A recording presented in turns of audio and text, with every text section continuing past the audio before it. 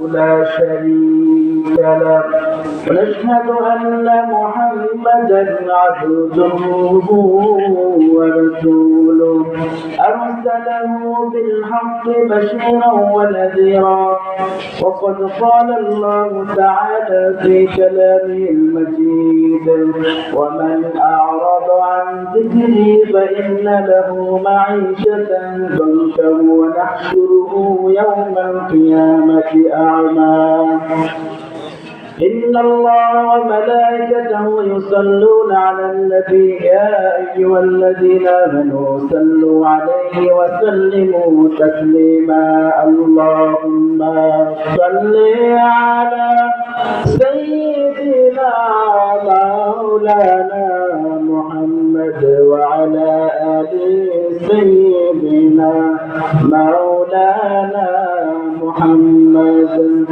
আমরা সকলে বলি আলহামদুলিল্লাহ। আজকে মাহফিলে এই দরবার শরীফে আপনারা আসতে পেরে বসতে পেরে আপনারা খুশি না বাজার? সময় খুব সংক্ষেপ, দোয়া নেওয়ার জন্য আমি আপনাদের সামনে উপবিষ্ট হয়েছি। আমি আপনাদের সামনে যে কোরআনের আয়াত তেলাওয়াত করেছি এই আয়াতের অর্থ বলে আমি ইনশাআল্লাহ শেষ করে দিব। ওমান আ'রাদা আন যিকরি ফাইন্না লাহু মাঈশাতান দানকা ওয়া নাহশুরুহু ইয়াওমাল কিয়ামাতি আ'মা। এই আয়াতের ব্যাখ্যা মুফাসসিরিন کرام লিখেছেন, যারা কোরআনের জিকির করবে, কি করবে? কোরআনের জিকির করবে, কোরআনের আমল করবে, আল্লাহ তাআলা কাল হাসরের ময়দানে এই কোরআন আপনাকে আমাকে সুপারিশ করে করে জান্নাত নিয়ে নেবে। সুবহানাল্লাহ। এই কোরআনের মজলিস যিনি সাজিয়ে গেছেন আমাদের সকলেরই মাতার তাজ আব্দুল জব্বার রহমাতুল্লাহ আলাইহি, ওনার সন্তানেরা, ওনার যেই সন্তানরা এখন বর্তমানে আছে, বর্তমান গদিনশীল পীর সাহেব হুজুর, আমি আমার যে হেফজখানা এখানে রয়েছে, এখানে কোরআন পড়া হয়, এখানে ছাত্ররা কোরআন হিফজ করে। এই বছর 4 জন হাফেজকে কোরআনের পাগড়ি প্রদান করা হবে। আপনারা সকলে জানেন তো। এই কোরআনের মজলিসের জন্য অনেক অনেক পরিশ্রম করে যাচ্ছেন আমাদের বর্তমান গদিনশীল পীর সাহেব হুজুর। উনি অনেক বিনয়ী, উনি অনেক কষ্ট করে আমাদেরকে এই হেফজখানা কিভাবে বড় হয়। হেফজখানা মানে কি? কোরআন মানে কি? কোরআন কিভাবে কোরআনকে প্রতিষ্ঠিত করা যায়, কোরআনের কিভাবে কোরআনকে বেশি বেশি কি করা যায়, প্রতিষ্ঠিত করা যায়, সেই ফিকির সারাক্ষণ করে সেই কোরআন মজলিসে আমরা সকলে বসছি। এই কোরআন আমাদেরকে কাল হাসরের ময়দানে কি করবেন? সুপারিশ করে জান্নাতে নিয়ে যাবে।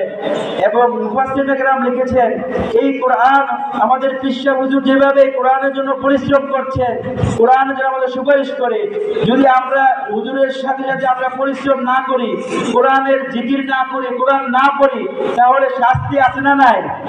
শাস্তিও আছে। 3টা শাস্তি। কোরআন না পড়লে কয়টা শাস্তি? মুফাসসিরিন کرام এই আয়াতের ব্যাখ্যা লিখেছেন 3টা শাস্তি। 1 নম্বর শাস্তি হলো দুনিয়ার জীবন থেকে কি করবেন? সুখ শান্তি কেড়ে নেবেন, কবরের জীবনটাকে সংকীর্ণ করে দিবেন। 3 নম্বর হলো কাল হাসরের ময়দানে আমাকে আপনাকে যখন আল্লাহ তাআলা উঠাবে তখন অন্ধ কানা বানিয়ে উঠাবেন।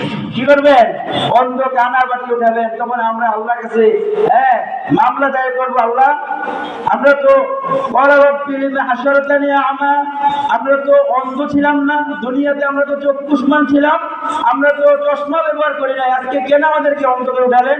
আল্লাহ বলবে ওয়ালা কাযালিকা আতাকা আয়াতুনা ফানাসিতাহা ওয়া কাযালিকাল ইয়াওমা তুনসা। ও দুনিয়ার বান্দারা, তোমার হাতে কোরআন ছিল, তোমার ঘরে কোরআন ছিল, তোমার কোরআন পড়ার জন্য, কোরআন শিখার জন্য সিজদায় দরবার শরীফের পীর সাহেব হুজুর দুরহামির সাহেব তোমাদেরকে কোরআনের দাওয়াত দিয়েছে, কোরআনের দিকে আহ্বান করেছে, তোমরা কি করো নাই? কোরআন পড়ো নাই, কোরআনকে তোমরা ভূক্ষেপ করেছো, অথচ হুজুরকে আরো কি করেছো? মন্দ বলে গালি দিয়েছো। আমার রাসূলকে গালি দিয়েছে কিনা? যখন কোরআনের দাওয়াত দিয়েছে, রিসালাতের দাওয়াত দিয়েছে, তখন কি করেছে? মদিনাতেও এরকম রাসূলের বিরোধিতা করেছে, কিন্তু আবু বকর সমস্ত বিরোধিতাকে কি করেছে? শেষ নিঃশ্বাস ত্যাগ করে দিয়েছে। আমরা আমাদের পীর সাহেব হুজুর আমাদেরকে এই কোরআনের কি করেছেন? মুসলিম কায়েম করার জন্য আমাদেরকে যে ডাক দিবেন, আমরা সকলে ডান দিকে থাকবো, বাম দিকে থাকবো, পশ্চিমে থাকবো, পূর্বে থাকবো, ঠিক আছে কিনা? ইনশাআল্লাহ আল্লাহ পাক আমাদের সকলকে কবুল করুক, এই দরবারকে কিয়ামত পর্যন্ত কবুল করুক।